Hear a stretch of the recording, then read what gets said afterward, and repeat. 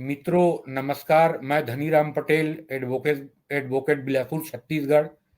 और चर्चा शुरू करने के पहले आपसे आग्रह करूंगा कि मेरे चैनल को सब्सक्राइब, लाइक और बेल आइकन को प्रेस करें, शेयर करें। अपने दोस्तों को आग्रह करें कि मेरे चैनल को सब्सक्राइब करें। यह फ्री ऑफ कास्ट है।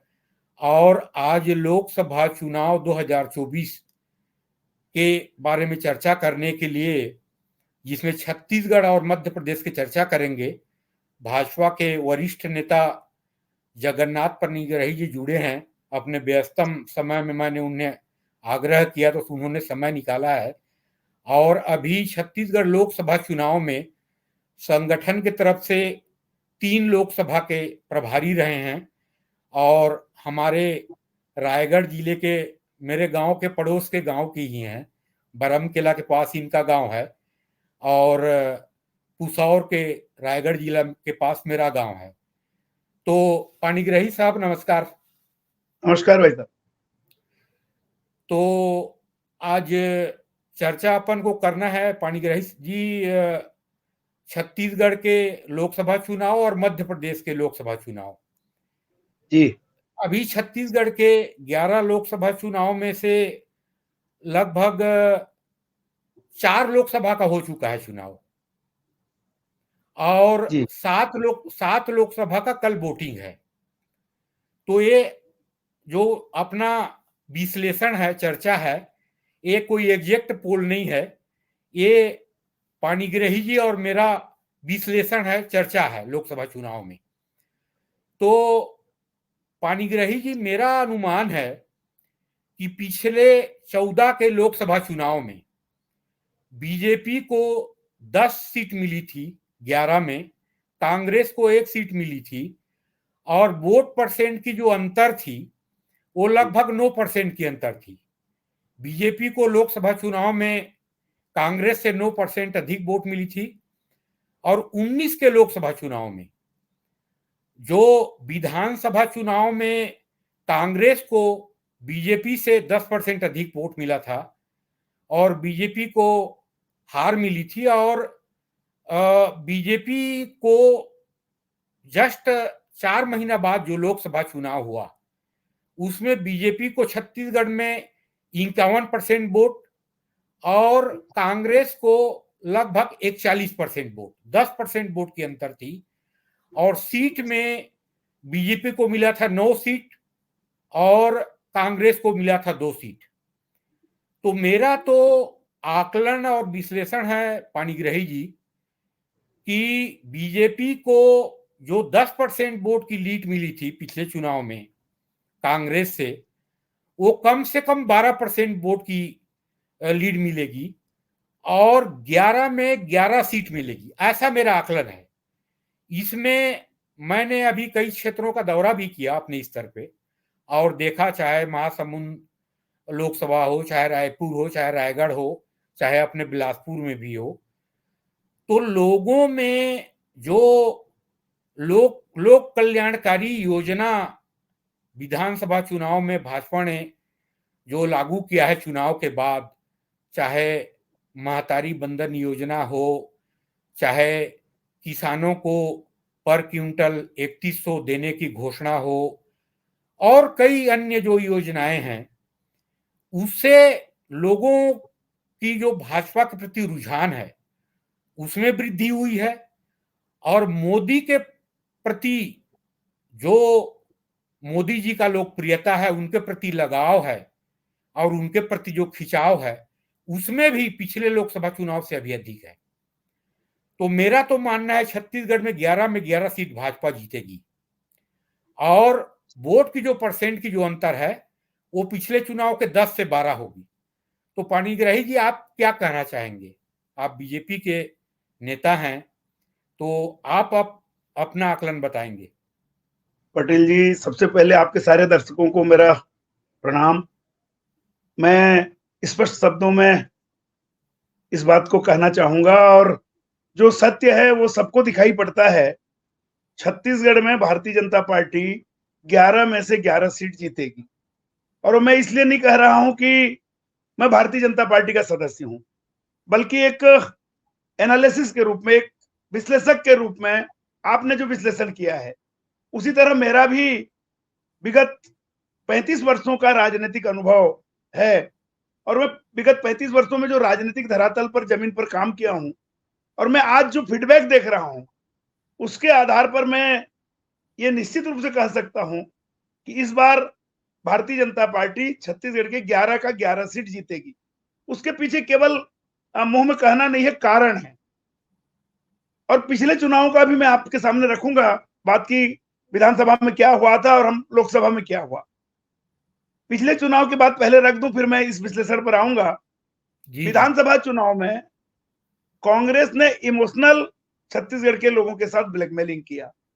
गंगा जल को हाथ में लेकर के उसने एक कसम खाई जिसमें 36 बिंदु उसने कहा कि हम ये करेंगे, ये करेंगे, ये करेंगे। उसमें शराबबंदी का मामला था, उसमें युवाओं को बेरोजगारी भत्ता देने का मामला था, उसमें किसानों को पूर्ण ऋण माफी का मामला था, उसमें महतारी बंधन अभी हम जैसे दे रहे हैं वैसे उन लोगों ने उस समय कहा था हम 500 रुपया महीना महिलाओं को देंगे, ये वादा था। इस प्रकार ऐसे 36 वादे किए थे और गंगा जल हाथ में लेके कसम खाया था। तो लोगों को लगा कि गंगा जल के साथ कोई धोखा नहीं कर सकता और इसलिए छत्तीसगढ़ की जनता उस समय कांग्रेस को विधानसभा चुनाव में वोट दी। परंतु जैसे ही सरकार आई और उसने अपने सारे वादों से पलटा और मोदी जी की लोकप्रियता 2014 से लेकर के 19 तक के 5 साल के मोदी जी के कार्यकाल और उस कार्यकाल में मोदी जी के जनहितैषी कार्य ये इतने महत्वपूर्ण थे कि जनता पुनः वापस आई भारतीय जनता पार्टी की ओर। कांग्रेस का एक वादा खिलाफी भी उसमें था और मोदी जी की लोकप्रियता, मोदी जी के 5 साल के काम, एकदम लोगों को दिल के छूने वाला काम, चाहे वो उज्ज्वला योजना का मामला हो, चाहे शौचालय का मामला हो, चाहे मुद्रा लोन का मामला हो, चाहे जनधन खाता का मामला हो, जो गरीब तबके के दिल को छूता है। उसके कारण सीधा शिफ्ट हुआ वोट भारतीय जनता पार्टी की तरफ और भारतीय जनता पार्टी और मोदी जी के प्रति विश्वास व्यक्त करते हुए एकदम पलटा चुनाव और हम जो मात्र 15 सीट में रह गए थे विधानसभा में, उसमें भारतीय जनता पार्टी छलांग लगा के लोकसभा के 11 में से 9 सीट जीत गई।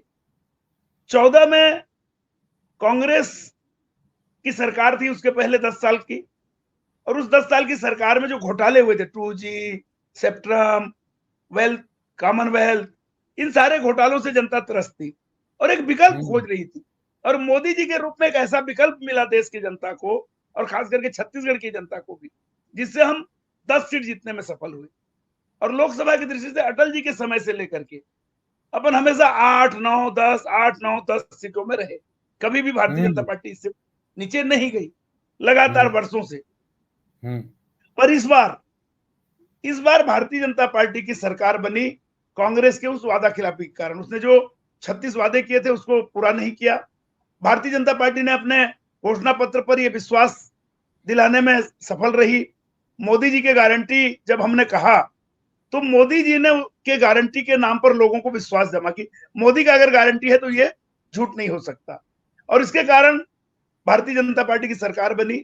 पूरे हिंदुस्तान के बल्कि दुनिया के सारे राजनीतिक विश्लेषक ये कहते थे कि छत्तीसगढ़ में तो कांग्रेस की सरकार बनेगी, पर छत्तीसगढ़ की जनता ने बिल्कुल इसके विपरीत मोदी जी के गारंटी पर विश्वास किया। मोदी जी की साखी ऐसी है कि मोदी जी की गारंटी जब हमने कही तो मोदी जी के गारंटी के कारण लोगों ने विश्वास किया और भारतीय जनता पार्टी की सरकार बनाई। हम पिछले 15 साल में जिस मुकाम को नहीं पहुंचे थे, 54 सीट हम पहुंचे। 50 हमारा 51 हमारा लास्ट था, हम 54 सीट तक पहुंचे। इस प्रकार हमारा एक अच्छे जनाधार के साथ सरकार बनी और सरकार बनते ही विष्णुदेव साय जी मुख्यमंत्री बने। मुख्यमंत्री बनने पर एक आदिवासी वर्ग में एक विश्वास जगा कि भारतीय जनता पार्टी एक गरीब के बेटे को भी मुख्यमंत्री बना सकती है। भारतीय जनता पार्टी एक आदिवासी बेटा को यह दायित्व दिया, ये आदिवासियों में एक विश्वास जगा। और जैसे ही सरकार बनी विष्णुदेव साय की, लंबे अनुभव प्रदेश अध्यक्ष के रूप में, केंद्रीय मंत्री के रूप में, पार्टी के संगठन में रहा और वो आते ही ऐसे मोदी जी की गारंटी को पूरा करने में उन्होंने तत्परता दिखाई कि लोग अब साय सरकार को साय साय सरकार कहने लगे। ये सरकार साय साय काम करती है, जल्दी जल्दी काम करती है। अब ये साय सरकार नहीं, साय साय सरकार है। और हमने सरकार बनाई उसके दूसरे दिन 18 लाख लोगों का मकान स्वीकृत कर दिया प्रधानमंत्री आवास का। उसके बाद 25 दिसंबर को जो हम 2 साल के बोनस नहीं दे पाए थे, वो 2 साल का बोनस बीजेपी ने दे दिया। उसके बाद किसानों को कहा था कि हम 21 क्विंटल धान खरीदेंगे पर एकड़ और 3100 के रेट में खरीदेंगे। 21 क्विंटल धान खरीदा और जिस दिन धान बेचे उस दिन 2183 रुपया एमएसपी का रेट उसी दिन दे दिया। और एक मुश्त बाकी जो अंतर राशि था 917 रुपया, उसको 12 मार्च के दिन हमने सारे किसानों के 24 लाख किसानों के खाते में वो चला गया, 24,72,000 किसानों के खाते में चला गया। उसके बाद महतारी बंधन के नाम पर जो कहा था गारंटी मोदी का कि हम प्रत्येक विवाहित महिला को 1,000 रुपया महीना, साल में 12,000 देंगे, वो मार्च, अप्रैल और मई 3 महीने का पैसा उनके खाते में हर महीना चला गया। लोगों का विश्वास जगा और इन सारे कारणों से, और मोदी जी की लोकप्रियता चरम पर है। लोग देश के विकास चाहते हैं। भारत के प्रति आज लोगों के मन में यह भाव है कि अगर भारत माता को परम वैभव पर ले जाना है, अगर भारत का विकास करना है, तो मोदी जी को लाना पड़ेगा। इसलिए एक तरफा मैं तो 3-4 लोकसभाओं में घूम रहा हूं, रायगढ़ मिला के एक एक बूथ तक का मैंने एनालिसिस किया है। न कांग्रेस, न कम्युनिस्ट, न बहुजन, जो उनके वोटर भी थे, वो भी एक साथ आकर के कह रहे हैं कि हमको कोई दलगत राजनीति में नहीं जाना है, हमको मोदी जी को तीसरी बार बिठाना है देश के खातिर, और विष्णुदेव साय की सरकार की विश्वसनीयता के खातिर हम छत्तीसगढ़ में पूरे के पूरे सीट देंगे।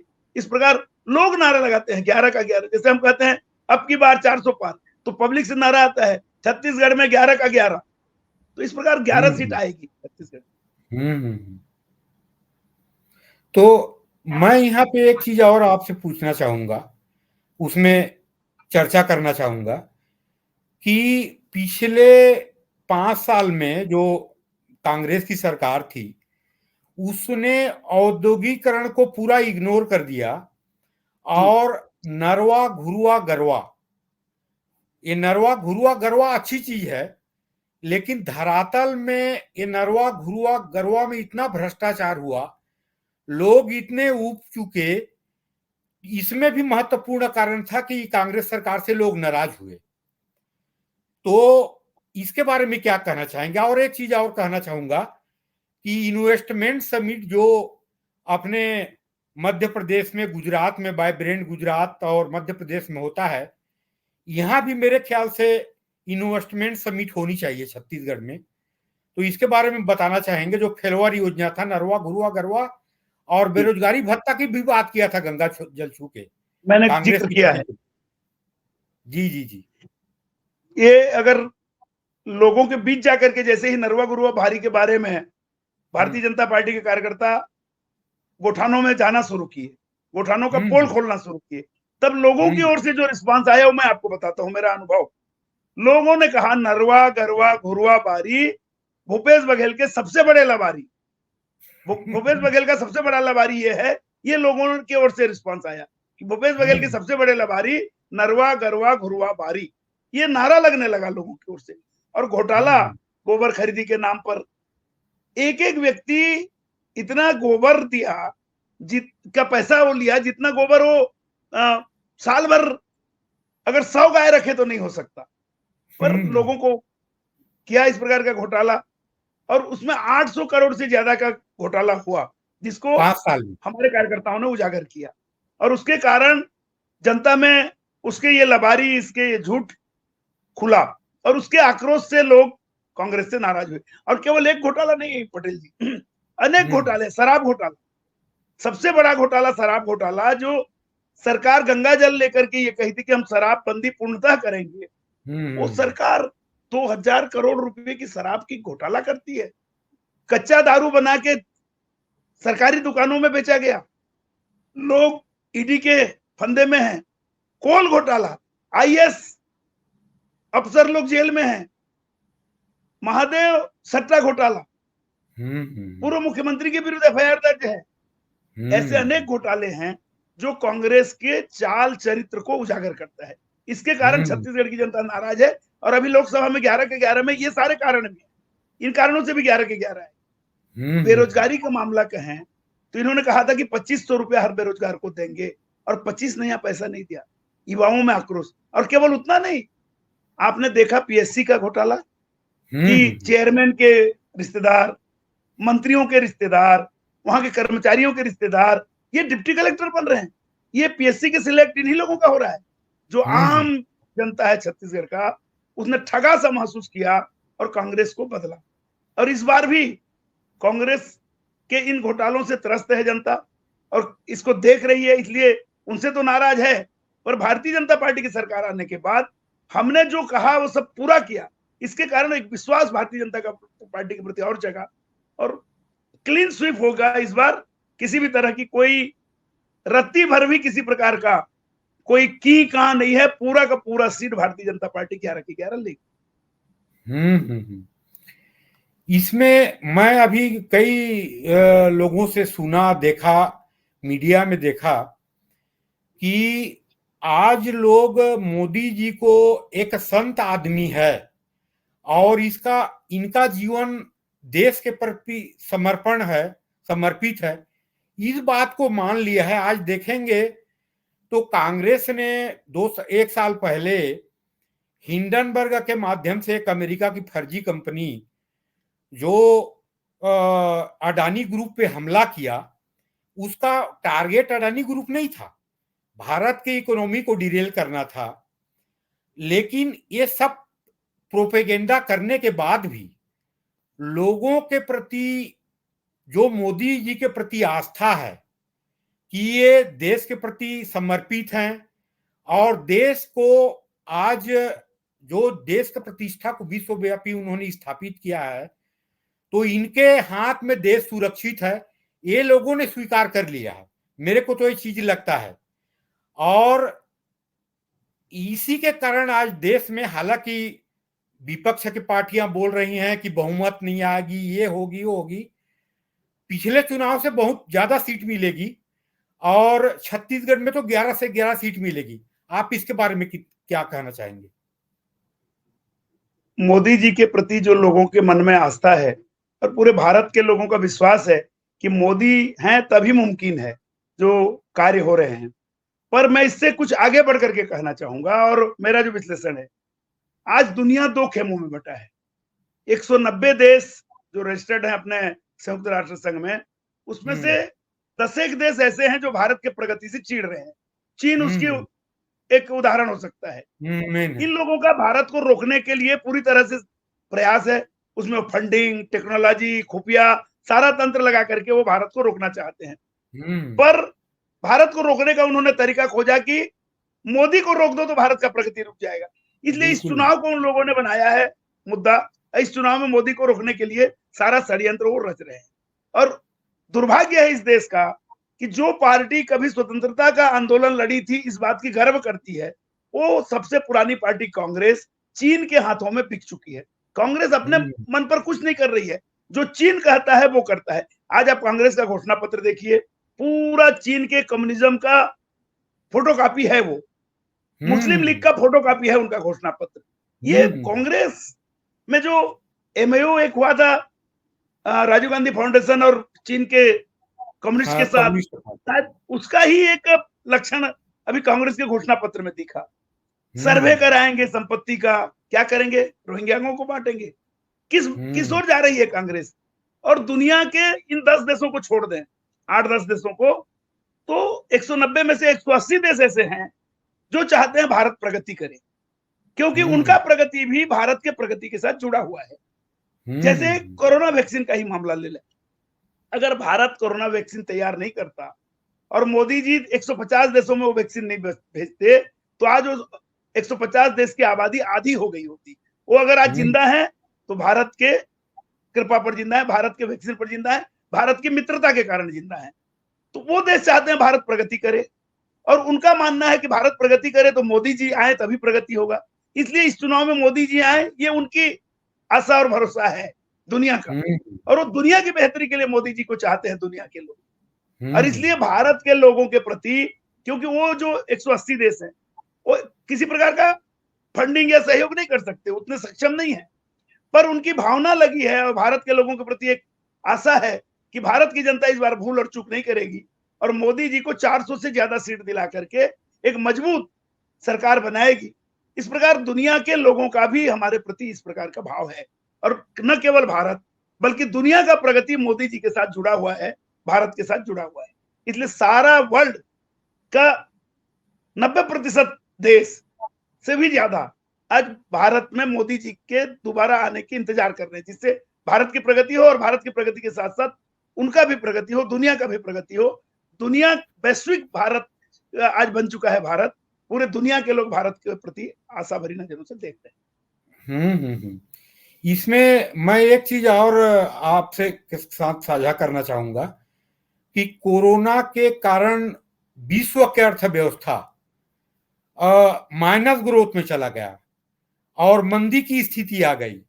उसको संभाल के रूस यूक्रेन युद्ध के कारण विश्व के जो विकसित देश हैं, चाहे यूरोप हो, चाहे अमेरिका हो, चाहे ऑस्ट्रेलिया हो, माइनस ग्रोथ में चला गया। उसके बावजूद भी मोदी ने रणनीति के तहत आज देखिए भारत के फॉरेक्स रिजर्व विदेशी मुद्रा भंडार 645 अरब डॉलर है, अभी 47 हो गया शायद। और भारत का एक्सपोर्ट निर्यात लगभग 850 अरब डॉलर का हुआ है। ये डॉलर में मैं बता रहा हूं, रुपया में नहीं बता रहा हूं। तो ये उपलब्धि, ये जो माने मोदी जी का जो ये है घोषणा की हम 2047 तक भारत को विकसित राष्ट्र बनाएंगे, ये इसका मैं प्रथम कदम मानता हूं कि भारत 47 तक अगर मोदी जी रहेंगे तो 47 तक विकसित राष्ट्र बन जाएगी। और विश्व के जो पांचवी अर्थव्यवस्था है वो तो अगले 2 साल में तीसरी अर्थव्यवस्था बन जाएगी हो जाएगी। और अगले 6-7 साल में चीन को पछाड़ देगी भारत। आप इसके बारे में क्या कहना चाहेंगे? निश्चित रूप से आर्थिक मामले में दुनिया के जितने भी अर्थशास्त्री हैं और जो भी अर्थतंत्र पर पकड़ रखते हैं, उन सारे एनालिसिस पे ये बात आया है कि आज दुनिया में सबसे तेज गति से बढ़ता हुआ आर्थिक विकास भारत का है। और हम 2014 में जहां 11वें पायदान पर थे, आज हम 5वें पायदान पर आए हैं। और स्पष्ट दिख रहा है, ये केवल मोदी जी बोल रहे हैं या भारतीय जनता पार्टी वाले बोल रहे हैं, नहीं, दुनिया के अर्थशास्त्री बोल रहे हैं कि आने वाले 2 साल में अगर इसी गति से भारत रफ्तार करता रहा तो तीसरी शक्ति बन जाएगी। और तीसरी शक्ति बनने में 2 साल से ज्यादा समय नहीं लगेगा, ये दुनिया के अर्थशास्त्री कह रहे हैं। इस प्रकार हमारा आर्थिक विकास हुआ। कोरोना का मामला जो आपने लिया, पूरे दुनिया जहां कोरोना के कारण, कोविड के कारण और रूस और यूक्रेन के युद्ध के कारण, पर स्थिरता यदि कोई देखता है तो भारत में देखता है। रूस और यूक्रेन के युद्ध को समाप्त कौन कर सकता है? तो लोगों का नजर भारत की ओर। और भारत के एक प्रधानमंत्री ऐसे हैं जो रूस के राष्ट्रपति व्लादिमीर पुतिन के सामने आंख से आंख मिला करके कहते हैं कि आज का युग युद्ध का युग नहीं है। और यूक्रेन में फंसे भारतीयों को निकालना है तो बड़ा सीना चौड़ा हो जाता है कि पाकिस्तान के बच्चे भी भारत के तिरंगा लेके निकलते हैं कि हम भारतीय हैं। जब भारत का तिरंगा देखता है तो युद्ध में लोग, यूक्रेन के लोग भी रास्ता देते हैं, रूस के सैनिक भी रास्ता छोड़ते हैं। इस प्रकार का भारत का जो गौरव बढ़ा है, चाहे कहीं भी युद्ध हुआ, हमारे लोगों को निकाल के लाने में सक्षम हुए। इससे एक विश्व का विश्वास बढ़ा, देशवासियों का विश्वास बढ़ा। आर्थिक रूप से भारत के प्रगति को कोई नकार नहीं सकता। इससे भारत के प्रति लोगों का विश्वास बढ़ा कि इस गति से भारत विकास, जब सारा दुनिया आर्थिक मंदी की ओर जा रहा है तो भारत आर्थिक विकास कर रहा है। ये मोदी जी के कुशल नेतृत्व का प्रभाव है और परिणाम है, जिसे सब लोग स्वीकार करते हैं। तो अंत में जैसे हमारा दोनों का निष्कर्ष है कि छत्तीसगढ़ में 11 सीट मिलेगी, लेकिन थोड़े से मध्य प्रदेश की भी चर्चा कर लें। मध्य प्रदेश में 2014 के चुनाव और 2019 के लोकसभा चुनाव, दोनों में 10% और 10% 14 में और 11% 19 में वोटों के अंतर था। बीजेपी को अधिक वोट मिला था। और विधानसभा चुनाव में तो आधा % अधिक वोट बीजेपी को मिला था कांग्रेस से। और सीटों की जो अंतर थी 109 और 114 की, तो वहां कांग्रेस भी जीती थी। और लोकसभा 14 में बीजेपी जीती थी मध्य प्रदेश में 29 में 27 और 19 में 28। तो अभी तो अनुमान ये लगता है, और दोनों एक राज्य थे तो इशू सब चीज समान है, तो अभी तो मेरे को लगता है कि न्यूनतम 28 तो तय है, और ये लगता है मेरे को 29 सीट भी बीजेपी जीत सकती है, 29 में 29। आप क्या आपको कहते हैं? 28 लगता है, पर मुझे लगता है कि 29 का 29। उसके जी पीछे जी। कारण है। हम पिछले चुनाव में जो 28 सीट आई थी, उस समय हम कुछ सीटों से पिछड़े थे, और सरकार कांग्रेस की बनी थी, और तुरंत सरकार बनी थी। उसके बावजूद एक ही सीट वो लोग जीते, जो कमलनाथ के पुत्र थे, नकुल नाथ जी। हाँ हाँ और बाकी सारे सीट भारतीय जनता पार्टी जीती थी। और इस बार नकुल नाथ जी का और कमलनाथ जी का जो कुनबा है वहां, उसमें से अधिकांश लोग भारतीय जनता पार्टी ज्वाइन कर लिए हैं। वहां के मेयर के बारे में आपने सुना होगा कि वो पार्टी आ गए, और आखिरी दिन वोटिंग के दिन रोते हुए बोल रहे हैं कि मैं ऐसा। एक वहां का जो बड़ा तबका था कांग्रेस का, वो भारतीय जनता पार्टी के साथ आ गया, छिंदवाड़ा का। इसलिए वहां कांग्रेस कमजोर हुई है। दूसरा, मध्य प्रदेश की स्थिति इसी बात से पता चलता है कि इनका घोषित प्रत्याशी चुनाव सिर्फ नाम वापस ले लेता है। इंदौर का इनका बम फूटता है कांग्रेस का। इनका घोषित प्रत्याशी चुनाव प्रचार करने के बाद देखता है कि किसी भी हालत में जीत नहीं सकते और कोई सहयोग नहीं कर रही है। अब कांग्रेस, उनके इस स्टेटमेंट से पता चलता है, उसने केंद्रीय नेतृत्व को कहा, मैंने प्रदेश नेतृत्व को कहा, कोई भी सहयोग करने को तैयार नहीं है। और मैं अकेला नहीं, पूरे लोकसभा में 29 के 29 सीट में कांग्रेस के प्रत्याशी असहाय महसूस कर रहे हैं, और इस स्थिति में चुनाव लड़ना मेरे लिए मुमकिन नहीं था, इसलिए मैंने वापस किया। तो ये बयान ही दर्शाता है कि इनके प्रत्याशी भी हताश और निराश हैं। मैं कहता हूं दिग्विजय सिंह से ज्यादा हताश और निराश कौन होगा। दिग्विजय सिंह हताश निराश हैं। राजगढ़ में, जहां के वो राजा हुआ करते थे किसी जमाने में, वो सीट वो पूरी तरह गंवा रहे हैं। किसी भी सीट में कांग्रेस नहीं जीत रही है। नकुल नाथ भी इस बार हार रहे हैं, और अपन 29 के 29 सीट भारतीय जनता पार्टी वहां जीतेगी। मोहन यादव जी आए हैं। मोहन यादव जी के आने के बाद भी एक मजबूती आई है। एक तरफ शिवराज सिंह चौहान जी की लोकप्रियता, कैलाश विजयवर्गीय जी की लोकप्रियता, और फिर मोदी जी की लोकप्रियता तो चहुओर है ही। इस प्रकार एक टीम वर्क के साथ, माधवराव सिंधिया जी हैं, टीम वर्क के साथ भारतीय जनता पार्टी काम कर रही है वहां। और कांग्रेस बिखरा हुआ है। दिग्विजय सिंह और कमलनाथ की बातचीत नहीं होती, एक दूसरे को खा जाने को तैयार है। इसी तरह उनके और जो जीतू पटवारी हैं, अब क्या बोले, इंदौर के रहने वाले हैं, और उन्हीं का प्रत्याशी नाम वापस ले लेता है कि मैं नहीं लड़ूंगा टिकट प्राप्त होने के बाद। तो प्रदेश अध्यक्ष के सीट में अगर ये स्थिति है, तो कांग्रेस कहां खड़ी है ये पता चलता है मध्य प्रदेश में। और मैं एकदम विश्वास के साथ ये कहता हूं कि 29 की 29 सीट मध्य प्रदेश में भारतीय जनता पार्टी जीतेगी। और छत्तीसगढ़ में 11 में 11, 11 की 11। जो पुराना मध्य प्रदेश था 40 सीट, उस 40 के 40 को हम जीतेंगे। हम 77 के इमरजेंसी के बाद भी एक सीट हारे थे छिंदवाड़ा का, पर इस बार वो छिंदवाड़ा भी आएगी, और छत्तीसगढ़ और मध्य प्रदेश जो पुराना एक प्रदेश था, उसके 40 की 40 सीट हम जीत करके इतिहास रचेंगे। तो पाणिग्राही जी, धन्यवाद, आपने समय निकाला। और धन्यवाद भाई साहब।